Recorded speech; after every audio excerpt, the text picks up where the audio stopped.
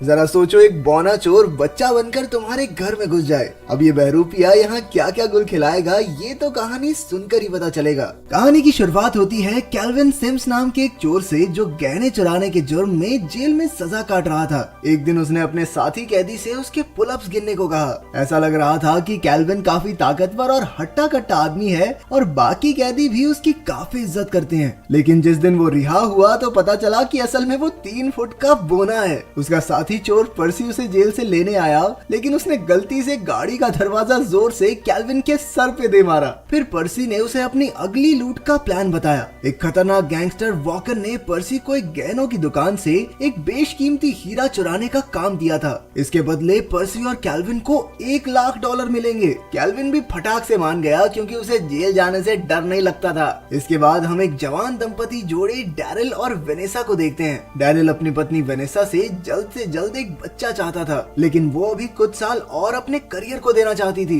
एक दिन वेनेसा ने डैरिल को एक रेस्टोरेंट में खुशखबरी देने के लिए बुलाया, लेकिन उसके कुछ कहने से पहले ही डैरिल सबके सामने चिल्लाने लगा, वूहू, मैं पापा बनने वाला हूँ, पापा। ये सुनकर सब लोग तालियां बजाने लगे, लेकिन फिर वेनेसा ने उसे बताया कि खुशखबरी ये नहीं है। दरअसल बात ये थी कि उसे नौकरी में बहुत बड़ा प्रमोशन मिला था। ये सुनकर डैरिल का मुंह उतर गया, लेकिन फिर भी उसने अपनी पत्नी को प्रमोशन की बधाई दी। बच्चे को लेकर काफी समय से उनके बीच अनबन भी चल रही थी। उधर कैल्विन और पर्सी हीरा चुराने पहुंचे। पर्सी कैल्विन को एक बैग में डालकर दुकान में घुसा। जब पर्सी मैनेजर से बात कर रहा था तो कैल्विन तुरंत नीचे से निकल गया और उसने हीरा चुरा लिया। उसी वक्त एक छोटा कुत्ता भी कैल्विन के पीछे पड़ गया और उसके साथ बैग में छुप गया। जब कुत्ते की मालकिन ने बैग से आवाजें सुनी तो पर्सी पर चोरी का इल्जाम लगाने लगी। पर्सी तुरंत वहाँ से भाग निकला और मैनेजर ने देखा कि हीरा गायब था। उसने तुरंत पुलिस को खबर कर दी। भागते भागते कैल्विन और पर्सी एक स्टोर में घुस गए और पुलिस भी उनके पीछे आ गई। इत्तेफाक से डैरिल और वेनेसा भी वहाँ थे।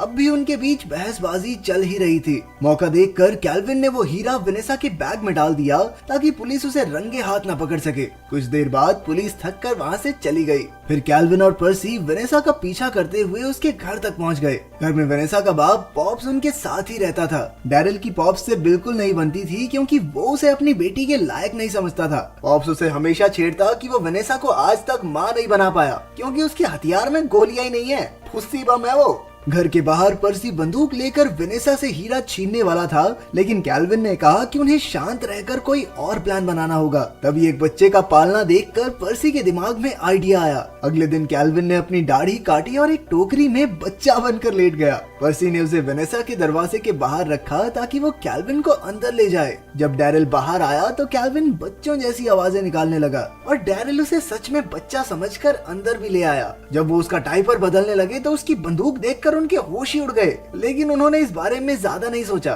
फिर उन्होंने चाइल्ड सर्विसेज को फोन किया, लेकिन उनका ऑफिस अगले हफ्ते तक बंद था। फिर उन्होंने बच्चे को डॉक्टर के पास ले जाने की सोची। डॉक्टर को उसकी बाजू पर एक टैटू और ऑपरेशन का निशान भी दिखा, लेकिन उसने कहा कि बच्चा ठीक ठाक है और उसे घर भेज दिया। तभी बाकी सबसे छुपते छुपाते कैल्विन वेनेसा के पर्स के साथ भाग निकला, लेकिन रास्ते में एक पुलिस वाले ने उसे उठाकर वेनेसा को पकड़ा दिया। जब उसने वेनेसा को माँ कहकर पुकारा तो वो भी भावुक हो गई और उसने सोच लिया कि जब तक इसके माँ बाप नहीं मिल जाते वो खुद उसे पालेगी। उधर पर्सी गैंगस्टर वॉकन से मिला, क्योंकि वॉकन को लग रहा था कि वो हीरा लेकर भाग गए। उसने कहा कि अगर 24 घंटे के अंदर वो हीरा नहीं मिला तो उनकी मौत पक्की। वहीं घर पर पॉप्स को कैल्विन कुछ खास पसंद नहीं आया, लेकिन वो अपनी बेटी की खुशी की खातिर चुप हो गया। उस शाम वेनेसा और डैरिल ने कैल्विन के घर आने की खुशी में एक पार्टी रखी। पार्टी में उनके कुछ दोस्त आए, जिन्हें कैल्विन कहीं से भी प्यारा नहीं लग रहा था। वहीं कैल्विन भी वेनेसा की दोस्तों को देखकर अपनी हवस छुपा नहीं पा रहा था। वो वेनेसा की एक दोस्त की गोद में चढ़ गया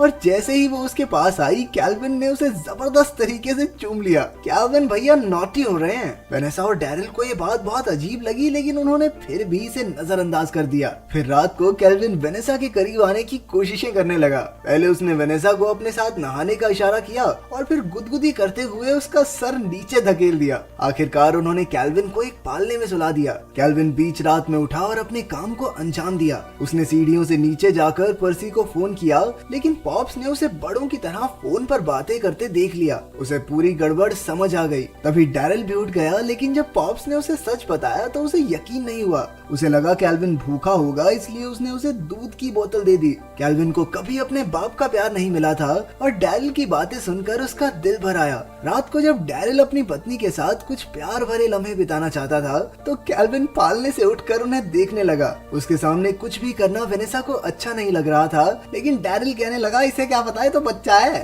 अबे बच्चा नहीं, बाप है सबका। अगली सुबह वेनेसा के चेहरे पर अलग ही नूर था और उसने कल रात के लिए डैरिल की तारीफ की, लेकिन डैरिल सोच रहा था कि ऐसा तो कुछ नया नहीं किया मैंने। और तभी हम देखते हैं कि रात को कैल्विन बेड में घुस गया था। उन्होंने ज्यादा कुछ नहीं सोचा और अपने काम में लग गए। अगले दिन वेनेसा अपने काम पर चली गई और डैरिल घर पर कैल्विन का ख्याल रख रहा था। मौका देखकर कैल्विन ने वेनेसा के पर्स से हीरा निकाल लिया। अब बस उसे बिना तमाशा किए घर से निकलना था। फिर शाम को डैरिल उसे पार्क में घुमाने ले आया, लेकिन डैरिल की खुशी के पल ज्यादा देर नहीं रहे, क्योंकि कैल्विन ने कई बार उसके गहनों पर धड़ाधड़ बॉल मारी। इसके बाद जब किसी का ध्यान नहीं था तो पर्सी पार्क में कैल्विन से हीरे लेने आया, लेकिन तभी लोगों ने उसे बच्चा चुराने वाला समझकर धक्के मारकर भगा दिया। हीरा असल में डायपर बैग में था जो डैरिल ने गाड़ी के ट्रंक में रखा था। कैल्विन तो मौका देखकर गाड़ी के साथ ही भाग निकला। बेचारे डैरिल को तो लगा कि कोई उसके बच्चे के साथ ही गाड़ी भी चुरा कर ले गया। उसने एक औरत से लिफ्ट लेकर गाड़ी का पीछा करने को कहा, लेकिन वो तो ऐसे गाड़ी चला रही थी मानो उसके पास 3-4 जिंदगियां फालतू पड़ी हों। कोई बात नहीं, एक बार मर गई फिर जिंदा हो जाऊंगी।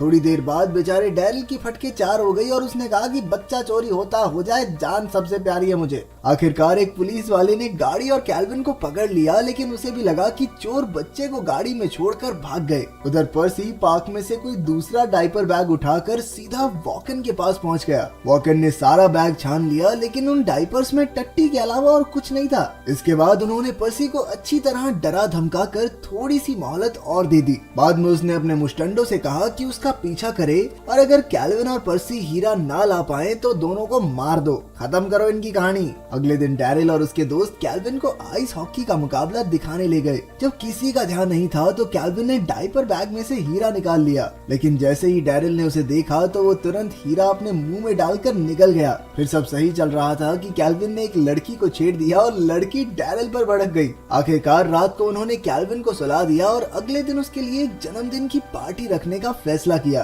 पार्टी में कैल्विन तो बुरी तरह बोर हो रहा था, लेकिन जब केक काटने की बारी आई तो उसकी आंखें भर गई, क्योंकि आज तक उसे इतना प्यार किसी से नहीं मिला था। वो सच में इतने अच्छे माँ बाप को पाकर बहुत खुश था। उसी वक्त पॉप्स ने रेस्टोरेंट में एक खबर देखी कि कैल्विन असल में एक बौना अपराधी है। पॉप्स ने कैल्विन का पर्दाफाश करने का फैसला किया। उसने पार्टी में जाकर कैल्विन को तोहफे में एक टेडी बियर दिया, लेकिन कैल्विन नहीं जानता था कि इस गुड्डे में एक कैमरा फिट है। फिर पार्टी खत्म होने के बाद कैल्विन ने हीरे बाहर निकालने के लिए हाजमे की दवाइयाँ पी ली। उसकी ये तरकीब काम भी कर गई, लेकिन उसका डायपर बदलते हुए वेनेसा को हीरा मिल गया। उसे लगा कि ये हीरा डैरिल उसके लिए तोहफे में लाया है और वो भागती हुई उसके पास चली गई। डैरिल ने उसे समझाने की कोशिश की कि उसने तो कोई हीरा नहीं लिया, लेकिन वेनेसा ने उसे बोलने का मौका ही नहीं दिया। फिर रात को वो दोनों बाहर डिनर पर गए और कैल्विन का ध्यान रखने की जिम्मेदारी पॉप्स की थी। उनके जाने के बाद पॉप्स ने कैल्विन के साथ खेलने का नाटक करके उसे जमीन पर पटक दिया। आखिरकार कैल्विन को उसे सब सच बताना पड़ा,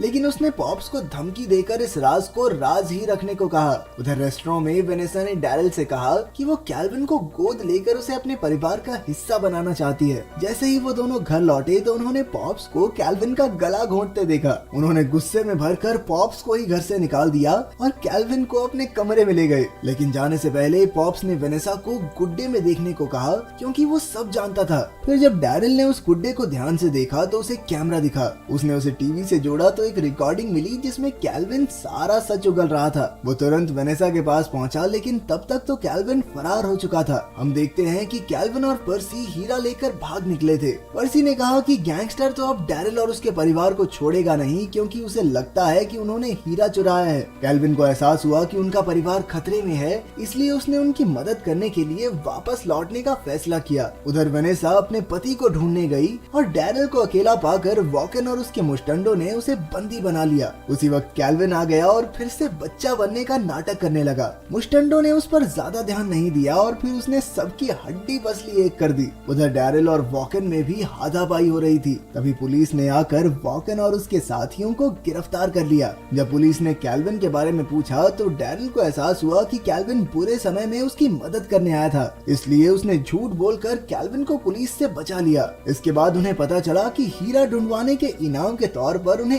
$1,00,000 दिए जाएंगे। सबके जाने के बाद कैल्विन ने डैरिल का शुक्रिया अदा किया और वहाँ से जाने लगा। लेकिन जब वो बाहर गया तो उसकी आंखें भर आई, क्योंकि अब उसे परिवार का प्यार कभी नहीं मिलेगा। उसे जाता देख डैरिल को भी काफी बुरा लग रहा था। आखिरकार उसने कैल्विन को अपने परिवार का ही हिस्सा बनाने का फैसला किया। फिर कई महीनों बाद वेनेसा ने एक बच्चे को जन्म दिया और कैल्विन और पॉप्स उसे देखने गए। मजे की बात तो ये थी कि वो बच्चा हूबहू कैल्विन जैसा दिखता था।